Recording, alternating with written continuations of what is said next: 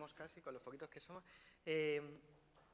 Muchas gracias a todos por venir. La competencia estaba buena esta tarde. Igual hay mucha gente que le interesa el e-commerce. Pero bueno, aquí espero que contemos cosas interesantes. Y bueno, esto es lo que voy a exponer es el proyecto que hemos hecho nosotros. No sé si habían entrado en la web de la CEPAL, pero voy a intentar explicar lo que hemos hecho aquí y cómo lo hemos hecho. Ahora veremos el detalle. Yo soy Miguel Ángel Hernández, soy ingeniero de software, soy ingeniero informático y durante unos 10 años he estado haciendo sistemas de distinto tipo. He hecho Data Warehouse, he hecho distintos CMS para distintas compañías, organizaciones públicas y privadas. Y hace 3 años que estoy acá y hace 2 años que empezamos a montar el web de la CEPAL, obviamente basado en Drupal.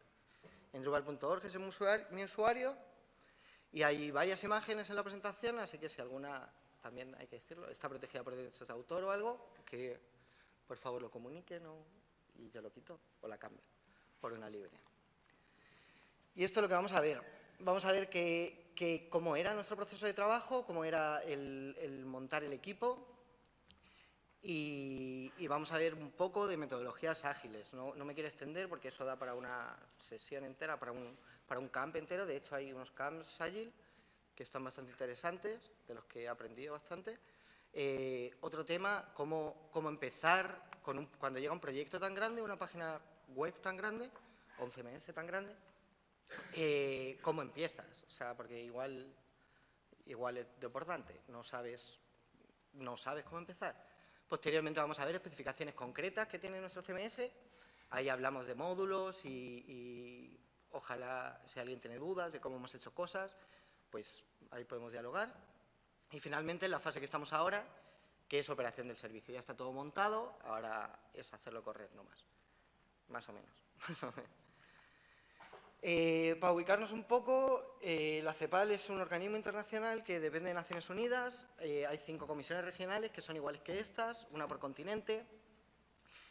Hay mucha diversidad de personas, es un sitio multilingüe y una organización multilingüe.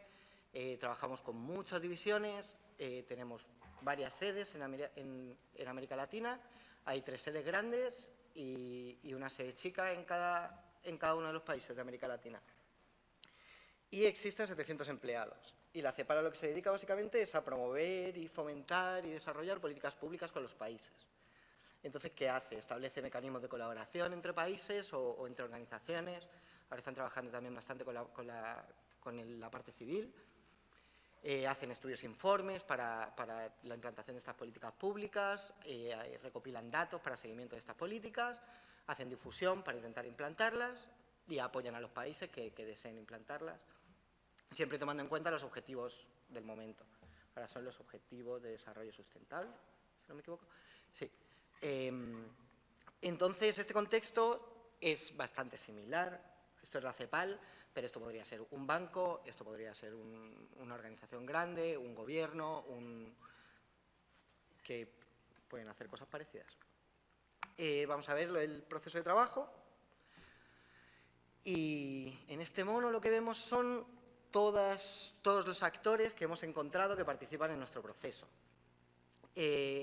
Los primeros que surgen son los interesados, los stakeholders, que son todos los directores de las divisiones, cada uno con sus intereses, cada uno con sus ganas de hacer cosas, cada uno con sus ideas y cada uno con su idea de qué debe ser el web de la CEPAL. Obviamente son una de las partes más importantes porque son los promotores de la idea y son los que ponen la plata por financiar la idea. Entonces es bastante importante. Por otro lado tenemos el Product Owner. Esto está sacado de desarrollo ágil, aunque no es estrictamente desarrollo ágil este diagrama, pero tenemos el Product Owner, que es ese mono, que es Mr. Proper, que era el dueño de un producto de limpieza, entonces como que representaba muy bien. Y lo que hace es de interfaz entre los stakeholders y el resto del equipo. Ahora lo veremos más en detalle. Obviamente tenemos clientes internos y clientes externos, que no voy a hablar mucho de ellos porque Claudia lo hizo perfecto en la exposición pasada. Bueno, clientes internos, sabemos quiénes son todos, así que lo bueno sería preguntarles directamente. Los clientes externos son muchos más, no sabemos quiénes son. Y lo que comentaba Claudia, de basarnos en la metodología persona para delimitarlos, hacernos un universo de quiénes son, es bueno. Entonces, tenemos al principio el backlog, que es esa pila de cosas donde básicamente son los interesados, los clientes internos, los clientes externos y el equipo los que ponen ahí sus necesidades, sus intereses, sus deseos y todo lo que quieran. El backlog, ahí está un poquito desastre, pero la idea sería tenerlo ordenado. Cuanto más ordenado tengas el backlog, más fácil te va a resultar el trabajo. Entonces aquí, con el backlog y los interesados, entra en juego el Product Owner. El Product Owner, ¿qué es lo que hace? Ordena el backlog según los intereses de la organización. Es decir, tenemos 3 directores de divisiones. Uno quiere una cosa, otro quiere otra cosa. Y bueno, tenemos, por ejemplo, 3 directores de divisiones, cada uno con una funcionalidad distinta. Y adicionalmente tenemos el equipo que requiere que se haga un cambio en cierta cosa del performance. Entonces, es el Product Owner en ese momento quien alinea los objetivos de negocio con los objetivos del proyecto y va a ser quien prioriza las necesidades que hay en el backlog para que en cada sprint se puedan seleccionar unas cuantas, las desarrolla el equipo con un proceso facilitado por el Scrum Master. Igual queda un poco, Scrum Master me suena a mí como el amo del calabozo, es facilitador, yo prefiero llamarlo facilitador, porque realmente lo que hace es que el equipo se concentre realmente en su objetivo, que es desarrollar un producto, por un lado, y por otro lado, entonces, eso, al facilitar eso, lo único lo que haces es que no se ocupen de asuntos administrativos, que no se ocupen de todo eso que les descentra de su objetivo, que es desarrollar el producto. Y por otro lado, está atento de que la metodología que se ha implantado se ocupa. Es el auditor, ahora veremos cómo también, es el auditor de esa metodología. Para apoyarnos en todo eso y para poder desarrollar de una forma más fácil, tenemos todas las herramientas ágiles, que hablaremos también de ello un poquito, aunque ha habido unas charlas magníficas de integración continua y es eso básicamente. Y bueno, al final del sprint lo que tenemos que sacar es una nueva versión del producto. Nosotros tenemos sprints cada 2 semanas y cada 2 semanas lanzamos una nueva versión con nuevas funcionalidades, que son las que se han seleccionado a priori. Y a todo esto, esto es un proceso bastante intenso y bastante crítico. Entonces, se necesita una gestión del cambio súper importante. Tenemos muchos actores involucrados, muchos intereses, un cambio de sistema. Teníamos un CMS antes, basado en otras tecnologías, que tenía 15 años de recorrido y ahora estamos cambiándolo a otro completamente nuevo. Entonces, la gestión del cambio se encarga de eso, se encarga de la definición de políticas, se encarga del marketing, se encarga de la difusión, se encarga de promover, se encarga bueno, ahora lo veremos también un poquito más en detalle.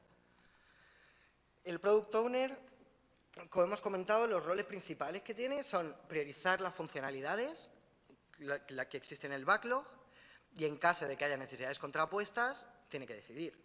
Es decir, si tenemos un director que dice, no, yo quiero que el logo sea azul, y otro director que no, yo quiero que sea el logo verde, pues hay un problema. El Product Owner tiene que tener la capacidad de decisión de decir no, azul, porque si no, nosotros estamos desarrollando, estamos viendo con el cliente continuamente, y si el cliente no se decide, estamos bloqueados. No podemos estar bloqueados por este tipo de temas.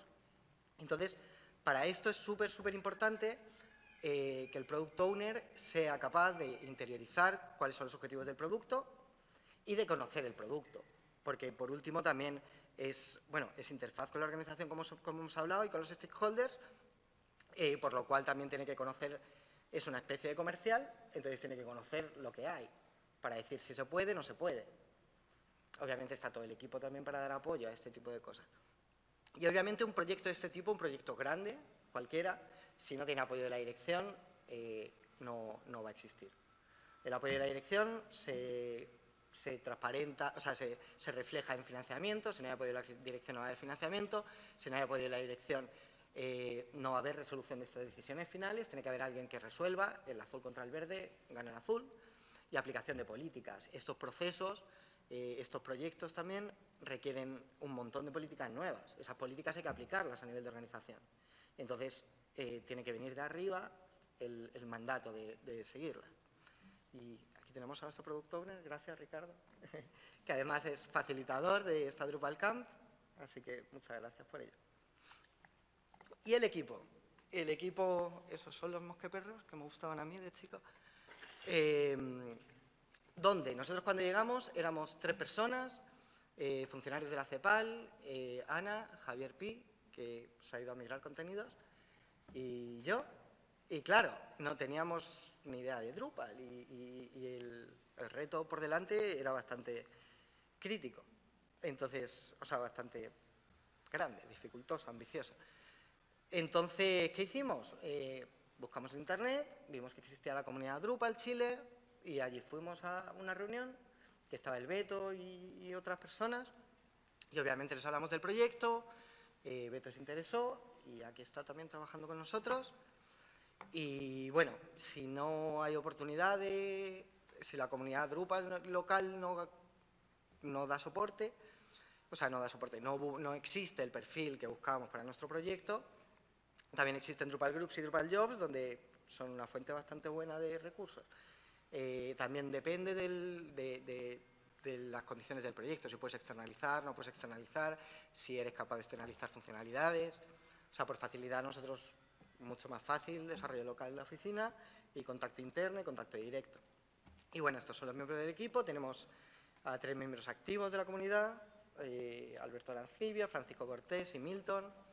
Y también también estamos con Andrea, Ana, Miguel, yo y Javier. ¿Y qué utilizamos nosotros? Todo este entorno, lo ponemos dentro de unas metodologías, de la metodología ágil. Esta metodología ágil lo que hace, bueno, aquí tenemos el manifiesto ágil, que fueron unos ingenieros del software con muchísimos años de experiencia, que se reunieron en un gran, como el Concilio Vaticano II, algo similar, y decidieron este manifiesto. Que basado en su experiencia, ellos se dieron cuenta que los que prefieren, o sea, que son más prácticos, los individuos y las interacciones, el software funcionando, la colaboración con el cliente y la respuesta ante el cambio, sobre procesos y herramientas, sobre mucha documentación, sobre mucha negociación y sobre seguir un plan, que al final son cosas que desvían los esfuerzos de desarrollo, porque lo interesante es tener un producto y lo que quiere el objetivo final de todo el mundo es tener un producto. Entonces desarrollaron esto hace varios años y nosotros así es como lo aplicamos. Los procedimientos ágiles realmente son una guía que se debe usar. O sea, son una serie de herramientas y de metodologías y de consejos y de buenas prácticas que, dependiendo del equipo de trabajo y depende de la adaptación que esas herramientas tengan a tu equipo, se pueden aplicar o no son convenientes aplicarlas. Igual conviene aplicar otras. Nuestro procedimiento lo que hacemos es, nosotros nos juntamos con el Product Owner y el Product Owner prioriza las necesidades que existen en el backlog. Después de eso, con esas marcamos que en este sprint, nuestros sprints son de 2 semanas, vamos a hacer estas 6 funcionalidades y estas 2 mejoras. Después de eso, con esas necesidades las vamos descomponiendo hasta que tenemos tareas. Es decir, tenemos por ejemplo, existe un caso de uso tiene que existir un sistema de gestión de boletines. Pero un sistema de gestión de boletines, por ejemplo, a lo mejor no es capaz de hacerlo una persona en un sprint. Entonces no nos vale. Hay que descomponerlo, así iterativamente, hasta que te llegan las tareas. Las tareas son aquellas tareas que son desarrollables en el tiempo, que son específicas, que tienen una prueba concreta y que caben en un sprint. Si no caben en un sprint, o esa es nuestra definición. Y finalmente, cuando ya tienes las tareas, las colocas en el sprint con las estimaciones de tiempo que ha dado el equipo. Si esas tareas caben en el sprint, perfecto. Si no caben, pues se vuelve a preguntar al Product Owner cuál se saca. Si sobran, se vuelve a preguntar al Product Owner cuál se mete y se vuelve a hacer el mismo trabajo. Ágil significa iterar continuamente. Iterar hasta que tienes un resultado bueno. Es prueba y error. Luego, ¿qué hacemos? Una vez, esto es el inicio del ciclo. Después nosotros, durante el trayecto del ciclo, desarrollamos, probamos por pares cada una de las tareas y hacemos iteraciones, lo mismo. Nuestros estados para las tareas son por hacer, pendiente de hacer, una tarea bloqueada por algún motivo, porque está dependiente de otra o porque está dependiente de una decisión, tareas en proceso, tareas en testing, tareas cerradas. Ahí es donde queremos llegar todos. Las tareas normalmente están iterando continuamente en testing y en desarrollo. Nosotros estamos estructurados en dos áreas, un área técnica y un área funcional.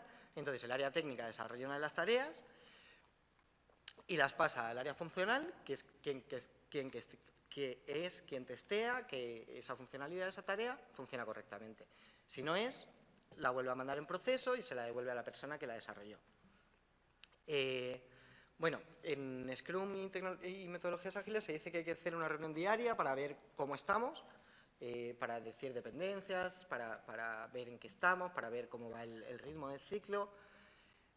Nosotros eso lo hacemos en un descanso diario y gracias a que estamos muy cerquita. Es importante también en metodología ágil que el equipo de trabajo esté cercano, porque en cuanto estás desarrollando y te bloqueas con una tarea, tienes que decirle al lado, oye, me está bloqueando. Entonces es bastante importante. Finalmente, cuando pasan las 2 semanas, cerramos el ciclo. Lo que se hace es revisarlo con stakeholders, en este caso con el área técnica, que hace la voz de stakeholder. Y si todo está ok, desplegamos. Y tenemos cada 2 semanas una nueva versión en producción con mejoras.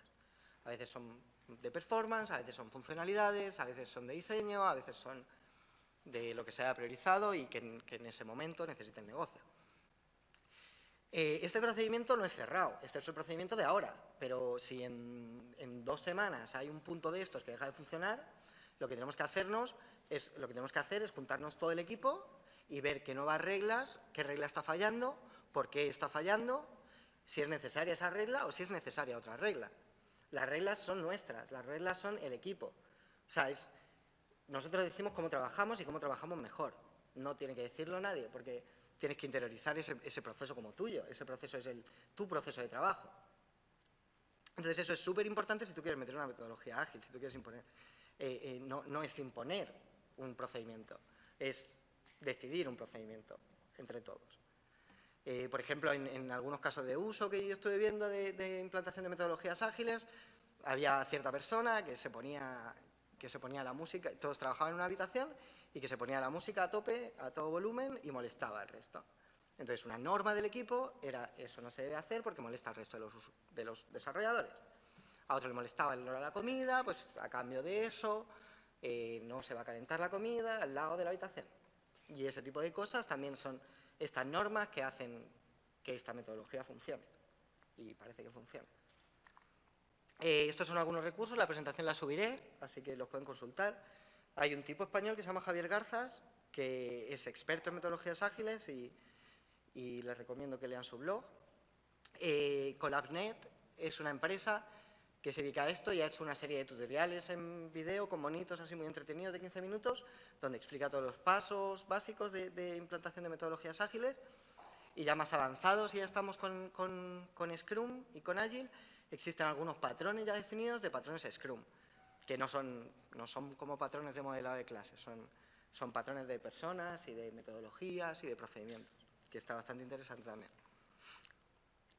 Herramientas ágiles, todo este proceso, todo este procedimiento, todas estas normas, hay que hacerlo lo más fácil posible para que la persona que desarrolla se preocupe de desarrollar. El objetivo al final es ese, desarrollar las funcionalidades que están en el backlog.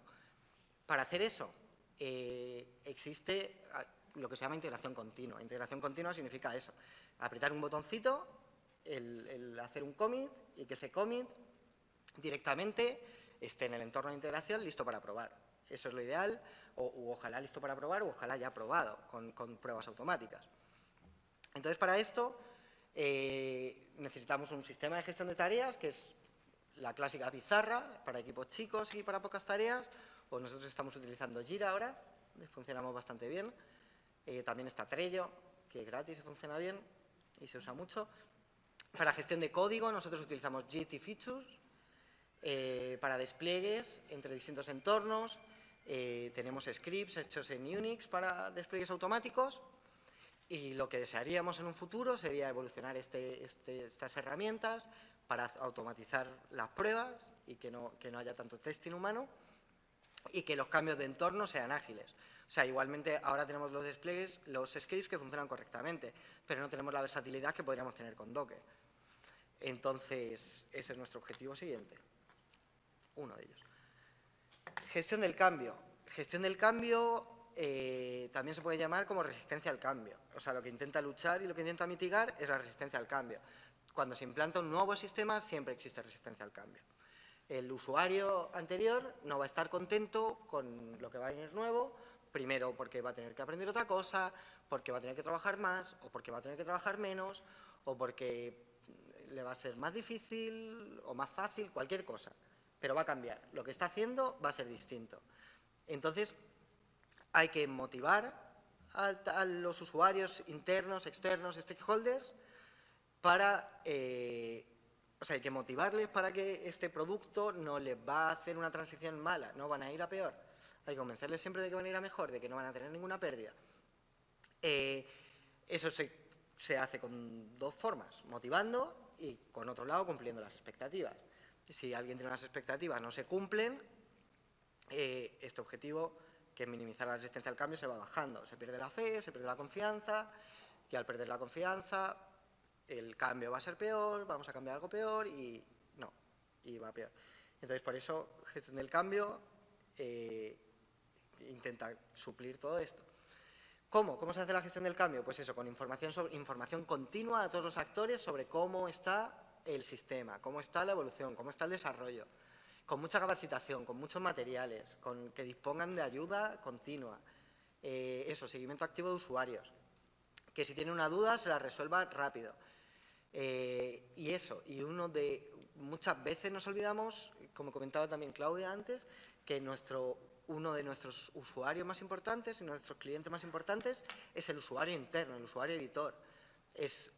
Tiene toda la clave porque puede echar abajo un CMS. Si al usuario editor no está contento con cómo se hace la nueva edición de contenidos, por mucho que sea muy maravilloso el sistema y por mucho que esté muy bien el sistema, si no le gusta y no le gusta, es capaz de tumbar un CMS de una organización grande. Entonces, igual que se crea la comunidad Drupal, igual que se crean las comunidades ágiles, hay que crear comunidad con estos usuarios. Que se sientan involucrados con el sistema, que tengan tareas asignadas con el sistema desde el momento cero. Eso, que tengan tareas y que sean partícipes. Yo participé en construir este sistema, que piensen eso y que piensen y que sea verdad. Y finalmente también, cuando un sistema de este tipo está construido, el protagonista deja de ser el desarrollo y se convierte en los contenidos. Ya la labor del equipo y del equipo de desarrollo ya está hecha. Ahora, el que tiene la clave de que todo esto funcione bien son los contenidos. Los contenidos tienen que ser de calidad. Entonces, él es un actor súper importante en este proceso. Definiendo el producto. Nosotros cuando llegamos, partíamos de que había un CMS antiguo, Naciones Unidas todavía no sabía, ahora se está modernizando mucho con Drupal, hay muchas páginas nuevas, pero no teníamos tampoco referente de Naciones Unidas. Entonces es como, ¿cómo empezamos? ¿Cómo empezamos? No vamos a meter una metodología ágil y preguntarle a un director, oye, ¿cómo quieres su CMS? Así de buenas. No, igual hay que llevarle unas bases de cuál es la idea que se quiere y luego, ahora lo vamos a ver. Entonces, para ello, ¿qué se hace? Se analiza el marco existente, se analiza qué tiene ya la organización y qué necesita ya la organización. Por otro lado, hay que definir los objetivos para estar todos alineados. ¿Qué objetivos son los que se persiguen con este cambio de sistema? Hay que identificar los riesgos. ¿Qué puede pasar y en qué nos podemos equivocar? ¿O qué puede pasar? Pueden ser riesgos internos o riesgos externos. ¿O qué puede pasar que no queremos que pase? Y si pasa, ¿qué vamos a hacer? Y especificaciones nuevas, que esto es, una vez definido el contexto y definido todas las restricciones y el entorno, aquí está la parte bonita. Y de nuevo, cada una de estas cosas hay que hacerlo de un modo ágil. Esto, lo importante es que tenga la aprobación de los interesados, los stakeholders y la dirección tienen que aprobar cada uno de estos temas. Entonces, se hace una versión del marco existente, objetivos, riesgos, especificaciones, hay que aprobarlas o no aprobarlas, iterarlas porque falla esto no es tan necesario, esto sí. Entonces, se van iterando hasta tener una versión definitiva, aprobada y firmada. Nuestro marco existente. Teníamos especificaciones existentes que se hizo en base al análisis del CMS antiguo, encuestas, opinión de expertos, ahí Javier Pi ayudó mucho, reuniones con editores, reuniones con stakeholders. ¿Y qué resultó? Nuestras especificaciones eran, es un sitio multidioma, tenemos que migrar todos los contenidos del antiguo al nuevo, tenemos que integrarnos con DSpace porque existe otro sistema en biblioteca que tiene publicaciones y que tiene DSpace. Tenemos que convivir con el antiguo CMS porque no vamos a migrar todo de uno, no vamos a crear un gran sistema y tirar el otro abajo. Vamos a ir haciéndolo poco a poco, entonces tenemos que convivir. Tenemos que preservar todas las URLs antiguas del viejo sistema. ¿Por qué? Porque la CEPAL ya estaba bien posicionada en Internet. Ese posicionamiento no se podía perder. Entonces, ese era uno de los requisitos. El presupuesto era un tema, decidimos ir por software libre porque obviamente las opciones propietarias, en cuanto preguntes el precio, va a ser más cara. Y la infraestructura tiene que ser interna, no podemos utilizar hosting en la nube. Por otro lado, especificaciones adicionales, estas son las que me gustan a mí, y que particularmente a mí, y que yo creo que deben estar en todo proyecto, que aunque no estén definidas por la organización, obviamente que tienen que estar, que son los tiempos de respuesta. Tu sitio web desde el minuto 1 tiene que tener un tiempo de respuesta aceptable. La accesibilidad, en nuestro caso es muy importante, tenemos que ser inclusivos y llegar a toda la gente que pueda leernos, y tenemos que ser multidispositivo. Estas tres especificaciones, y seguramente cada uno tenga sus ideas de cuáles son las especificaciones obligatorias de un CMS, pero estas tienen que estar sí o sí en todo lo que se haga, yo creo. Nuestros objetivos, eso, tienen que estar consensuados y aprobados por todos, y eso, nuestros objetivos eran eso, crear un sitio multidioma que provea una identidad corporativa única. Antes había como muchos layouts y muchas formas, muchos colores, muchos logos, ahora eso se acabó. Teníamos que integrarnos con DSpace, tenía que existir calidad editorial, igual existen también requisitos que dependen del producto y requisitos que no dependen del producto, como calidad editorial. Un salto tecnológico, modernizarnos, usabilidad y simplicidad, y difusión y posicionamiento. Esto, súper importante, la evangelización. Todos estos objetivos, todos los actores que vimos de la organización tienen que estar conscientes de que estos son los objetivos.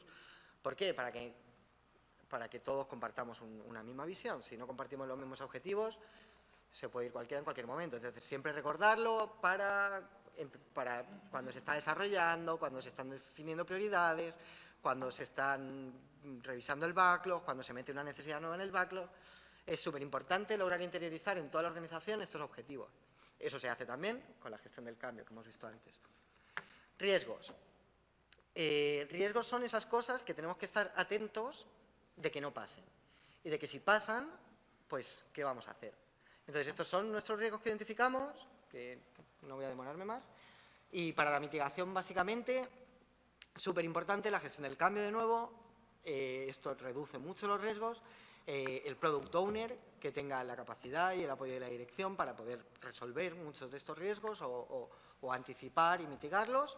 Y por otro lado, desarrollo ágil. Desarrollo ágil súper importante, ¿por qué? Porque es prueba y error. Si una cosa no gusta, hacemos el rollback y, bueno, en ese sprint no se desarrolló, pero en el siguiente sprint no se va a cometer el error. O sea, los errores solo se cometen en un sprint, no más. Y nuevas especificaciones. Esta es la parte bonita porque una vez definido lo que quiere la organización, teniendo en cuenta los objetivos, aquí empieza la creatividad y qué podemos hacer. Entonces, nosotros para ello también evaluamos, hicimos un benchmarking, analizamos el antiguo CMS y en base a ello decidimos que iba a ser Drupal, que íbamos a tener que tener despliegues ágiles, que había que trabajar fuerte los contenidos, que había que trabajar fuerte los wireframes y tenerlos aprobados antes de empezar con el diseño, de que el diseño también iba a requerir bastante trabajo, que íbamos a ser interoperables con DSpace y con otros sistemas, que íbamos a utilizar grupos y flujos de trabajo, ahora hablaremos de ello, que vamos a utilizar búsquedas facetadas, esto vino después de los wireframes, y que vamos a utilizar un sistema de estadísticas más nuevo, que esa será la presentación de mi gana. Y benchmarking. Benchmarking al final lo que es compararnos. Comparar nuestro sitio con nuestro sitio hace un año, comparar con nuestro sitio con otros sitios parecidos o comparar nuestro sitio con el antiguo sitio. Eso hicimos. En concreto nosotros nos comparamos con el Banco Mundial, con el FMI, con el Banco Interamericano de Desarrollo, con otras comisiones regionales y como referente en ocasiones miramos el World Resource Institute y reliefweb.int y bueno, algunas webs más que aquí no están saliendo. Bueno, y con todo eso, que lo hicimos también desde un approach ágil, porque lo que hicimos fue ir iterando cada una de estas cosas. Igual teníamos los ciclos de 2 semanas, al final de los ciclos teníamos que tener el wireframe de la home, el wireframe del centro de prensa y el wireframe de una noticia. Esto teníamos que tenerlo para este ciclo. Y vamos iterando sobre ello, iterando. Con el diseño lo mismo, con los objetivos lo mismo, iterarlos. Hasta que tengas un producto final y una aprobación final. Después de esto, sí surgen las especificaciones, que son las que hemos hablado antes, que son todas las restricciones y que han salido. Y aquí vamos a hablar también un poquito de cómo hemos hecho ciertas cosas en nuestro CMS. Ya dejamos de hablar de procedimiento, dejamos de hablar de requisitos y plan y proyecto y nos vamos a cómo hemos hecho. ¿Por qué elegimos Drupal? Igual hicimos un estudio un poquito vago realmente de comparación de Drupal, porque está claro también la comparación de Drupal con WordPress y con Joomla. Obviamente ganó Drupal. ¿Por qué gana Drupal? Porque por toda la comunidad que tiene. O sea, lo que ha comentado también el diputado Jackson esta mañana, o sea, si tú tienes una gran comunidad, el desarrollo va a ser mucho más fácil. O sea, yo no he sido el primero que he tenido un problema. Este problema lo ha tenido otra organización antes. Y si el problema ya está resuelto, ¿por qué voy a desarrollarlo yo? Ocupemos la solución que existe. Si esa solución no me satisface, o sea, o no cumple todos mis requisitos, la complemento y ojalá con ese complemento lo pueda contribuir para que a otros les sirva y así ir mejorando cada vez más y tener una solución global para un problema general. Y por otro lado, también es tecnología puntera. Hay un montón de servicios que se integran con Drupal. O sea, me atrevería a decir todo. O Serdis, igual aquí hay mucha gente que sabe mucho más que yo. Y muchos servicios adicionales, tanto de compra como plugins, como servicios per se. El cloud computing, que nosotros no nos hemos metido todavía. Monitoreo, que lo hablaremos ahora un poquito. Es el sistema de estadísticas, analytics, otros sistemas, Piwik. Y bueno, otros CMS libres que comparamos, eso, WordPress, que no nos ajustaba a todas las necesidades que teníamos. Para empezar, el tema de los grupos, usuarios, volumen de contenidos, estructura de contenidos. Joomla, que por estadísticas de uso, nada. Y ya por lo mismo, tampoco. ¿Qué he hecho? Ahora. Vale, despliegues ágiles. Uno de los temas que también hablaron ayer sobre ello es cómo integrar la metodología ágil con un departamento de infraestructura clásico. El departamento de infraestructura necesita unas especificaciones muy concretas, necesita unas pruebas, tiene el QA, tiene el producción, nadie tiene acceso a los servidores, cambiar un numerito en un archivo de configuración puede llevar una semana, porque tiene que haber un documento y tiene que haber una formalización y una aprobación. Entonces, ¿cómo hicimos nosotros para convivir nuestros despliegues cada 2 semanas con esto? Pues lo mismo, iteramos. Nosotros el primer despliegue hicimos un documento, una guía gigante de cómo había que desplegar Drupal. También es una guía de cómo desplegar Drupal y cómo instalar Drupal para nuestro entorno específico.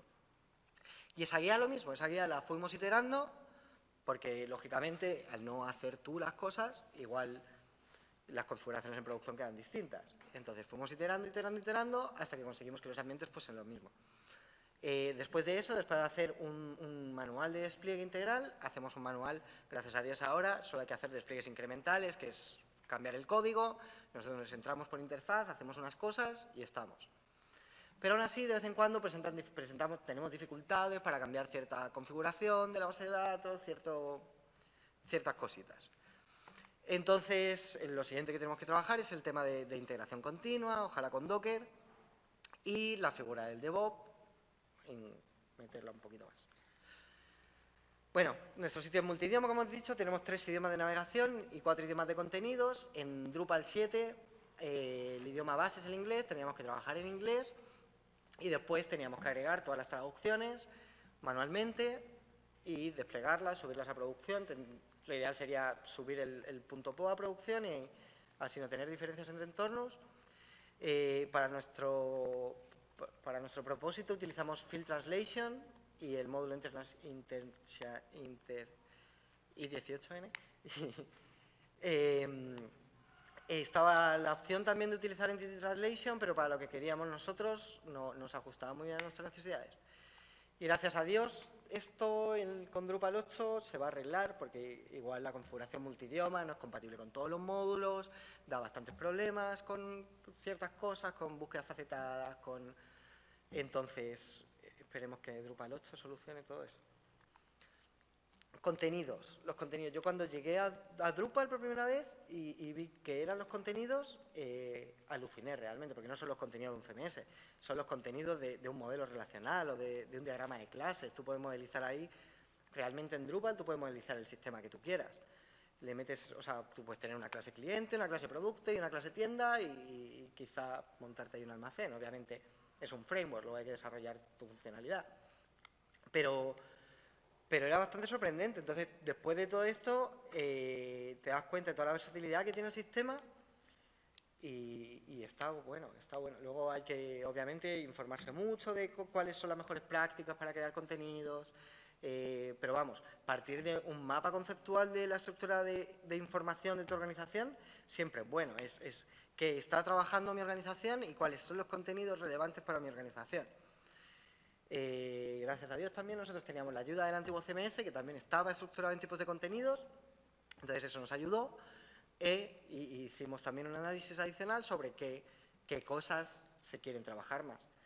Y la idea como recomendación con contenidos, nosotros ahora debemos tener como 20 tipos de contenidos o un poquito más, a lo mejor 23. Partir siempre de la menor cantidad de tipos de contenidos posible. Si se puede reutilizar un tipo de contenidos para hacer otra cosa, reutilizarlo. Lo mismo pasa con los campos. Los campos,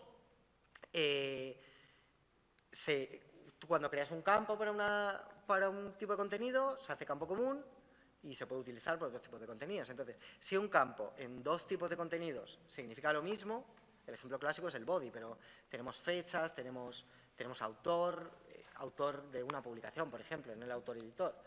Tenemos lugar de publicación. Si tenemos ese tipo de información y significa lo mismo en distintos tipos de contenidos, debemos usar el mismo campo, por utilidad luego práctica de pintar views, por N cosas.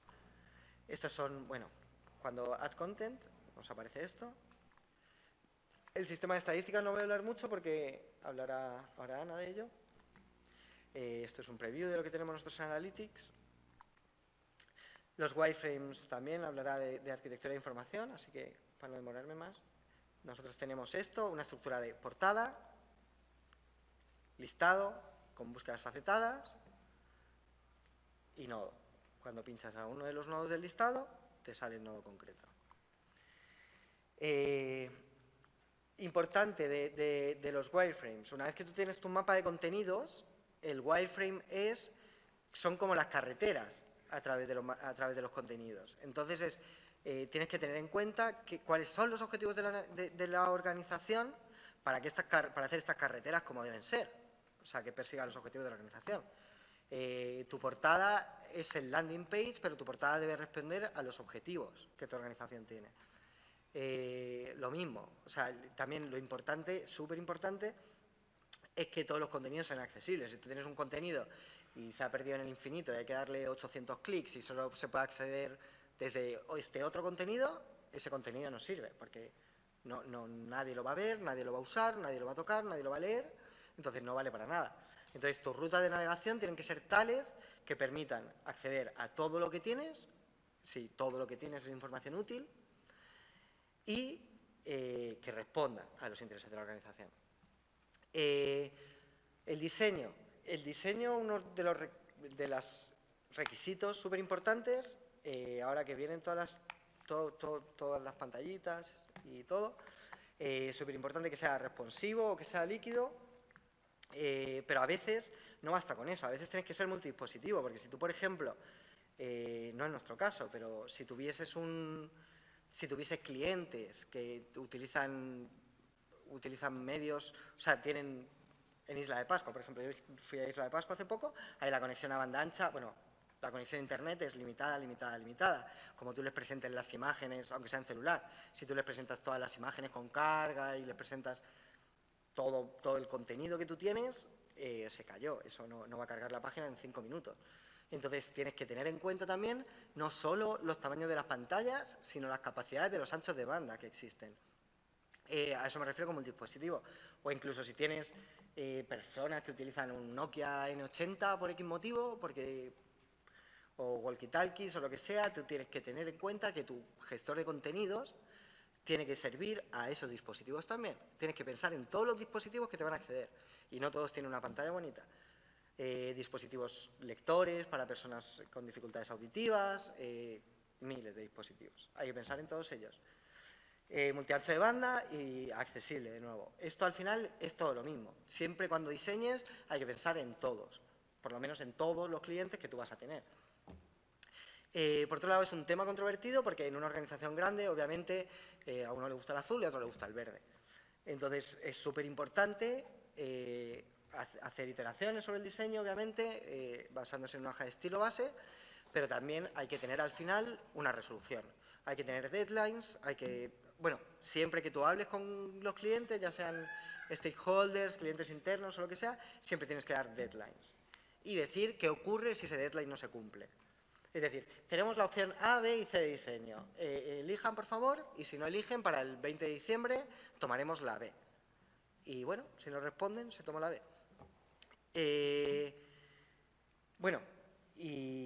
Y si no, el Product Owner tiene que tener el apoyo de la dirección para terminar resolviendo y tomar una decisión. Accesibilidad, ¿qué es la accesibilidad? La accesibilidad es eso, que llegar a todo, que cualquier persona que acceda a nuestro sitio web pueda acceder a la información de ese sitio web. Esto para un negocio de venta de iPhones, pues igual no... Bueno, precisamente para iPhone sí que es interesante la accesibilidad. Pero para quien venda jarras, a lo mejor no le importa mucho llegar a personas invidentes. Pero en nuestro caso, sitios de gobierno, ciertas organizaciones que quieran llegar a múltiples clientes, necesitan tener accesibilidad y diseño para todos. De todas formas, aunque tu organización no esté interesada por la accesibilidad y no esté interesada por este tipo de clientes, si tú tienes un sitio accesible, va a tener más calidad en navegación, en estructura de información, en todo, va a tener mucha más calidad que un sitio no accesible. Porque la accesibilidad al final es calidad, es que el sitio está bien hecho para que responda a múltiples dispositivos y que lo puedan navegar múltiples personas. Otro de los retos que teníamos es que teníamos que convivir con el antiguo CMS. Nosotros íbamos lanzando de a poco, empezamos con un piloto que era un minisitio del periodo de sesiones, luego sacamos la home, sacamos 2 divisiones y 2 secciones horizontales, luego sacamos 10 divisiones más y finalmente las sedes y oficinas que estaban deslocalizadas. Entonces, lo que no existía en el nuevo tenía que permanecer en el viejo. Entonces, esto fue todo un reto también, inventar el sistema de cómo yo voy a acceder a la home y si me voy al área de trabajo de asuntos de género me voy al sitio nuevo, pero si me voy al área de trabajo de estadísticas me voy al sitio viejo. Nosotros lo hicimos mediante Varnish y haciendo un sistema de redirecciones mediante Varnish. Gracias a Dios, nuestro antiguo CMS tenía identificadores de contenidos también. Entonces, nosotros lo que hicimos es meter un campo en Drupal que era el identificador SADE, es decir, el identificador del antiguo CMS. Entonces, ¿qué hacíamos? ¿Qué hacemos nosotros? Cuando viene una petición que tiene la estructura del antiguo CMS, la captura Varnish, Varnish primero la enruta a Drupal y le extrae la cadena del identificador del contenido y la lleva a Drupal y hace una búsqueda por ese campo, no por el Node ID. Entonces, si lo encuentra ahí, sirve ese contenido. Que no lo encuentra ahí, Varnish automáticamente redirige al antiguo CMS y la sirve. Esto está súper bueno, pero tiene ciertos problemas de performance. Estamos cargando Varnish por un lado y estamos cargando Drupal por otro, en casos no necesarios. Entonces, estamos trabajando en ello. SADE, el antiguo CMS, ya se está dejando de utilizar muchísimo, así que este sistema de redirecciones ya casi no se aplica. Pero para toda la convivencia de los dos sistemas estuvo muy bueno. Bueno, migración CMS, migramos todos los contenidos del antiguo CMS al nuevo CMS, lo hicimos con Migrate y código custom. Francisco Cortés nos ayudó con esto. Nos integramos con DSpace, existe un módulo de integración con DSpace, pero no sirve, o sea, porque era una cosa que hizo la Universidad de Berkeley súper particular y para propósito general no sirve. Nosotros hicimos una custom que si la subimos tampoco va a servir, porque es muy custom, desgraciadamente. Bueno, nos integramos con Feeds, con Varnish, obviamente, Piwik, Google Analytics, New Relic y módulos de redes sociales, como muchos sitios. Organic Groups. Nosotros tenemos muchas divisiones y los contenidos de una división no pueden ser vistos por los de otra división. Para esto, Organic Groups resuelve súper bien. ¿Qué utilizamos también? Utilizamos Workbench pensando en la idea de que tendríamos un flujo de edición que sería un usuario contribuidor, generador de contenido, un usuario editor que revisa el contenido, quizá incluso un usuario traductor que traduce el contenido y finalmente publicación. Bueno, un contenido podía estar publicado sin estar traducido, traducido sin estar publicado. Entonces, todo esto nos llevó a pensar en utilizar Workbench Moderation, que funciona súper bien para su propósito, pero cuando lo hicimos nosotros, al final solo tenemos usuarios editores. Entonces, este flujo elaborado que hicimos no tiene aplicación.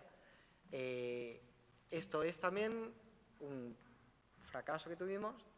Fue una cosa que podíamos haber solventado con un botoncito de guardar borrador, que al final es lo que quería todo el mundo, y de archivar contenido cuando ese contenido ya no sea útil.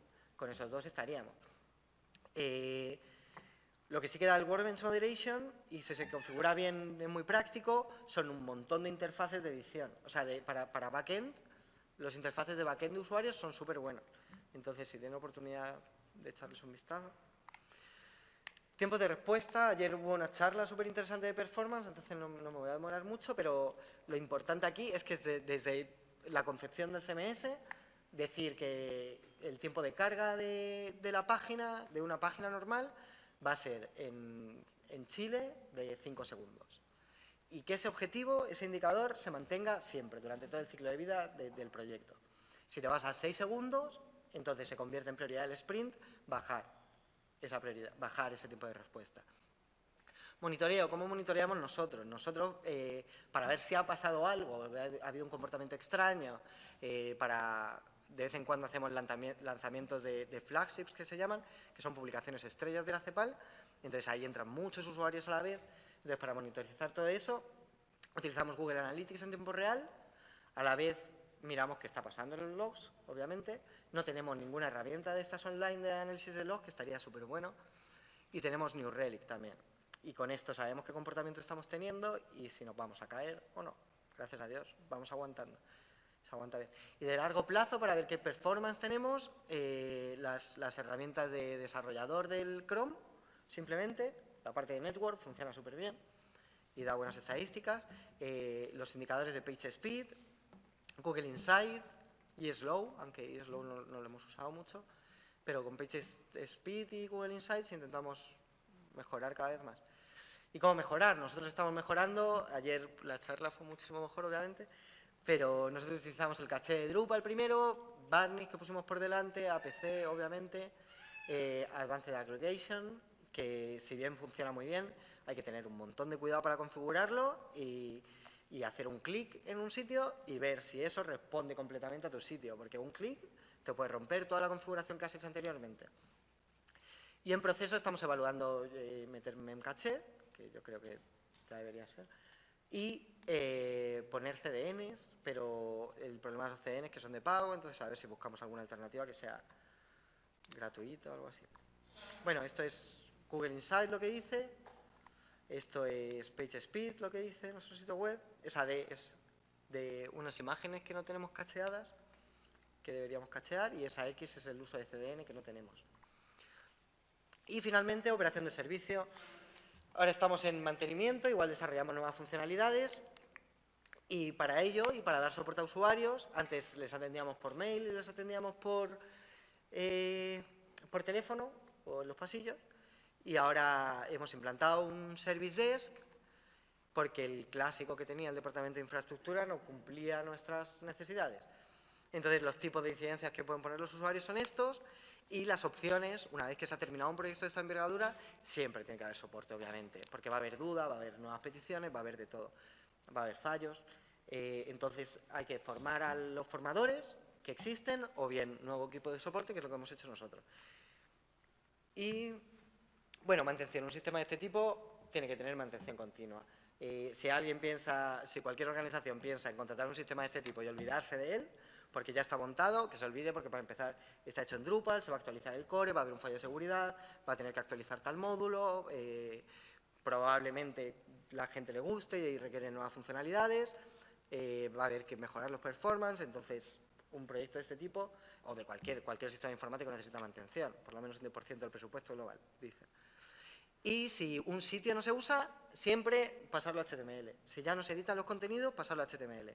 ¿Por qué? Porque te ahorras todo lo que pone antes. Lo siguiente que vamos a hacer, tomar las mejoras del backlog, nuevas funcionalidades, crear nuevos sitios, trabajar en integración continua, quizá vienen temas de Open Data, un intranet, ojalá, plataforma colaborativa, escuchar más al cliente final, tenemos un montón de retos y opciones. Y muchas gracias a todos, espero no haber aburrido mucho.